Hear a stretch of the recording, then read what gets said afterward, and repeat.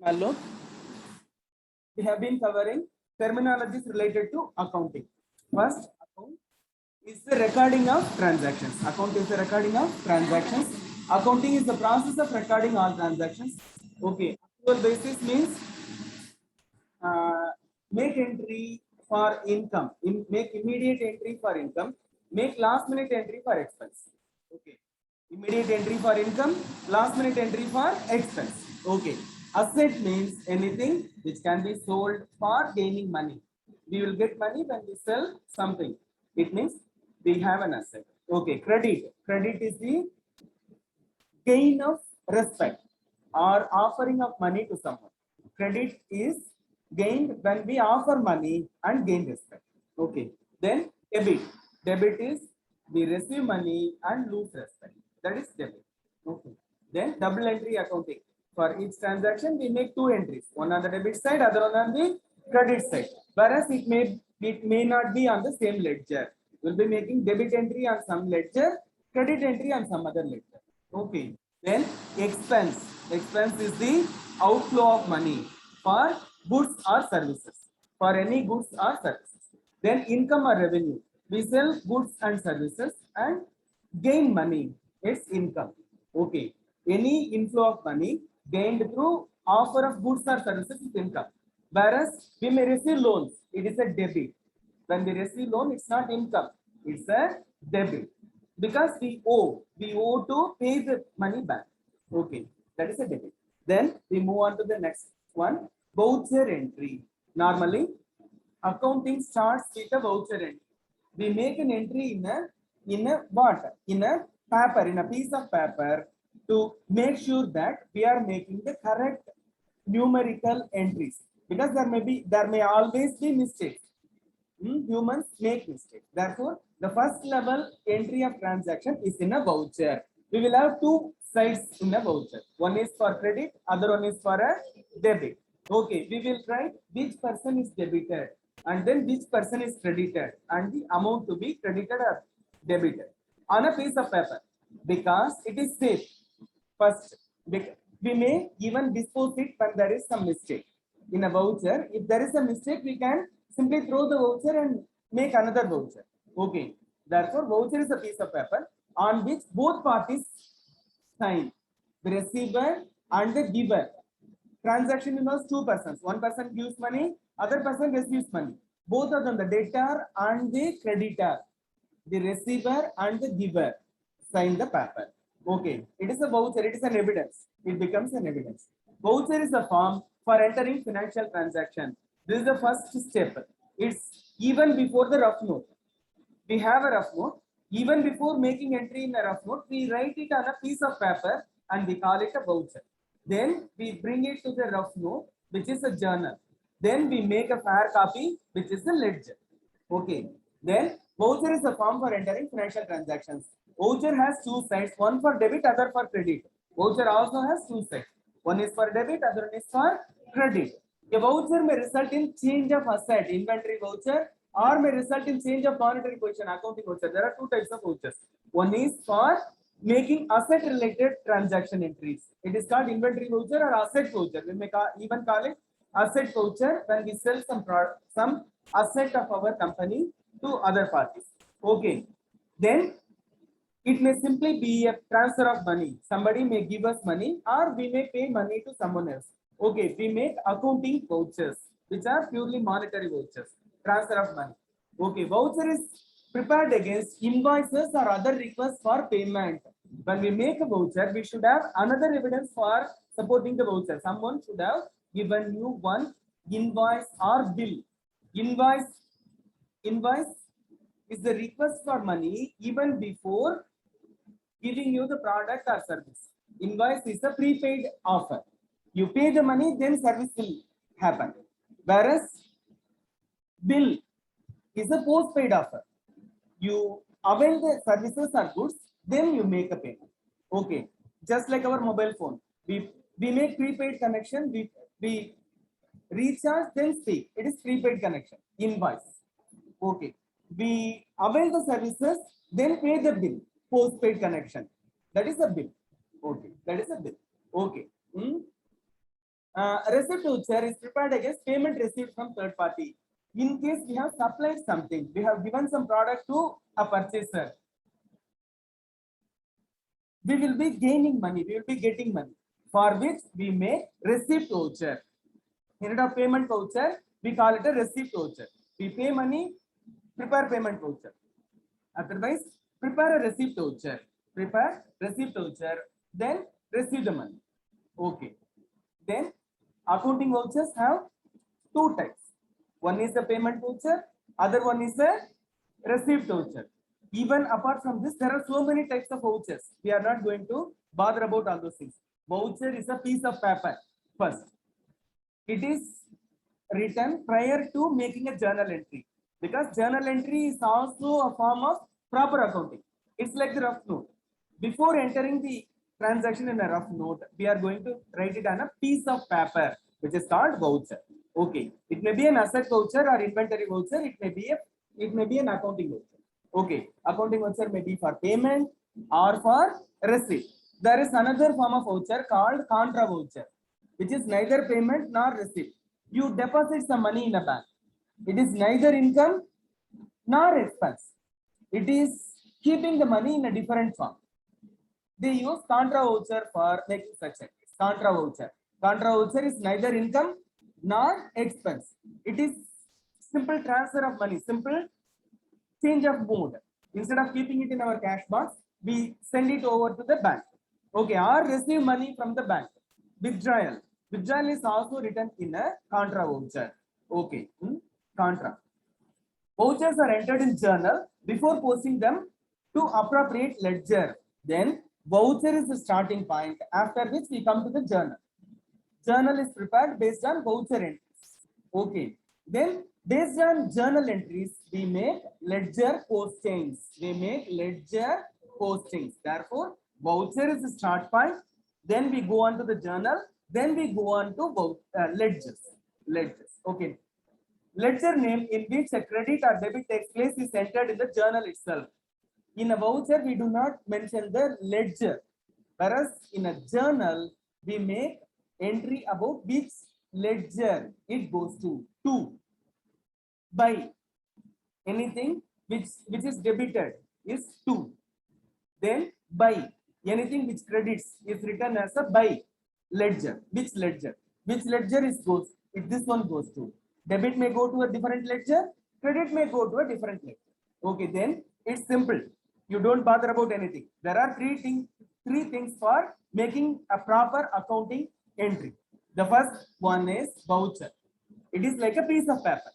Okay, and after making sure that there is no error in the piece of paper called voucher, we make an entry in the journal, which is a rough note. Then after making sure that there are no mistakes in the journal entry, we make them permanent. We make them permanent through a ledger posting. It's not a ledger entry. We call it ledger posting. We post it in a ledger. We call it posting in a ledger. Okay, then voucher, journal, ledger. Voucher, journal, ledger. Once more, voucher, journal, ledger. This is the process through which account gets solidified. We start with voucher, we go on to journal, then we finalize it at a ledger. Finish. Okay.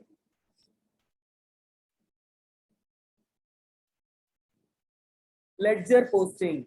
This is like preparing a fair note. You have made journal entries, then you wish to make it permanent. We make ledger posting. Entering journal entries in ledger of appropriate head of account is called ledger posting. Ledger posting is simple. We have journal entries and we make ledger postings. For debit, we go to a different ledger. For credit, we go to a different ledger. We make two different postings for the same transaction. This is called ledger posting. This is the basis for double entry system. We say that we are making two entries in different ledgers. This is the reason why we call this system of accounting as double entry system. This is the reason why all debits and all credits are said to balance each other. Balancing, zero. Account is always zero balance. Always zero balance account. We call it zero balance or balanced accounting. balance sheet is also prepared based on this debit and credit matching each other. Okay, and okay, credit side transaction entries are taken to credit side of the ledger and debit side transaction entries to the debit side of the ledger. This is simple. In a journal, we have two entries for each transaction. One is debit, we denote it by DR. Another one is credit, we denote it by CR. Whereas any DR entry is taken to the debit side, any CR entry is taken to the credit side. If we make a mistake, there will be a problem when you balance the account. There will not be balancing. There will be some problem during the balancing activity. We have to go through all the ledger postings and find out which one was wrong. Okay. Then the ledgers are divided into appropriate heads of account. Ledgers have different names, just like our fair notes. Rough note is a single notebook, whereas fair notes are for each subject. One fair note for Tamil, one fair note for English, one fair note for maths, one fair note for science, one fair note for social. Similar to that, ledgers have different heads. We call them heads of account. We call them heads of account. They may be anything. They may be related to a person. The name of a person. Maybe we say COPA. COPA is a person donating money to the organization or lending money.